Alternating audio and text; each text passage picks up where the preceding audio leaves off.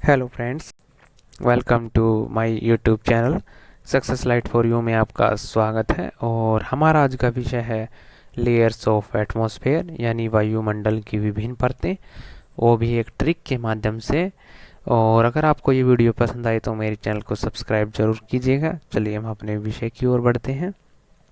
देखिए, सबसे पहले एटमॉस्फेयर यानी वायुमंडल। सबसे पहले हम इसे एक परिभाषा के रूप में देख लेते हैं। देखिए, the envelope of gases surrounding the earth और another planet is called atmosphere, यानी पृथ्वी के चारों ओर जो गैसीय आवरण है उसे वायुमंडल कहा जाता है। चलिए अब हम उस ट्रिक की ओर बढ़ते हैं। देखिए, द लेयर्स ऑफ एटमॉस्फेयर, वायुमंडल की विभिन्न परतें। और जो हम इसके लिए ट्रिक वो यूज़ करेंगे वो है, देखिए, ईट मोस्ट। और यहाँ जो मैंने ओ है वो ब्रैकेट में लिखा है, आप यहाँ देख सकते हैं। चलिए अब हम आगे बढ़ते हैं। देखिए, ईट मोस्ट, और इसके लिए मैंने डिफरेंट डिफरेंट जो है कलरों का प्रयोग किया है। चलिए हम सबसे पहले देखेंगे हम ई के लिए।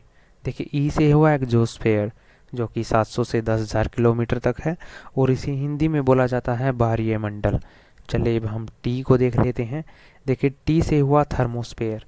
जी हाँ, थर्मोस्फेयर जो होता है उसे हिंदी में बोला जाता है तापमंडल, और ये 80 से 700 किलोमीटर तक होता है। और मैं आपको बता दूं कि जो यूवी जो रेज़ होती हैं, पराबैंगनी जो विकिरणें होती हैं, वो इस पर जो है वो हीट हो जाती हैं। वो इतनी हीट हो जाती हैं कि इस परत का जो टेम्परेचर होता है वो 200 डिग्री सेल्सियस तक बढ़ जाता है। जी हाँ, वो सब इन पराबैंगनी विकिरणों के कारण ही होता है, उनकी हीट के कारण ही होता है जो इसका इतना टेम्परेचर होता है। चलिए अब हम आगे देख लेते हैं। देखिए एम। देखिए, एम से हुआ मेसोस्फेयर, जो कि 50 से 80 किलोमीटर तक होता है, और इसे हिंदी में बोला जाता है मध्यमंडल। और ये सबसे ठंडी परत होती है। और मैं आपको बता दूं कि जो उल्का पिंड होते हैं, ये परत उससे हमारा बचाव करती हैं, यानी पृथ्वी पर आने से पहले ही उन्हें रोक लेती है। चलिए अब हम आगे बढ़ते हैं। देखिए, एम के बाद है एस। देखिए, जो एस से होता है स्ट्रेटोस्फेयर, और ये 12 से 50 किलोमीटर तक होता है, और इसे बोला जाता है समताप मंडल। देखिए, हमने यहाँ ओ को ब्रैकेट में किया है, मैं उसको यहाँ डिनोट करता हूँ, आप देख सकते हैं यहाँ। अब हम ओ को देख लेते हैं। देखिए, ओ से हुआ ओजोन लेयर। जो ओजोन लेयर होती है वो इसी स्ट्रेटोस्फेयर में पाई जाती है, यानी समताप मंडल में। और इसी कारण हमने इसे ब्रैकेट में लिखा है, आप यहाँ देख सकते हैं। और मैं आपको बता दूं कि जो ओजोन लेयर होती है वो यूवी जो रेज होती हैं उससे हमारा बचाव करती हैं, उन्हें पृथ्वी पर आने से पहले ही उन्हें रोक लेती हैं।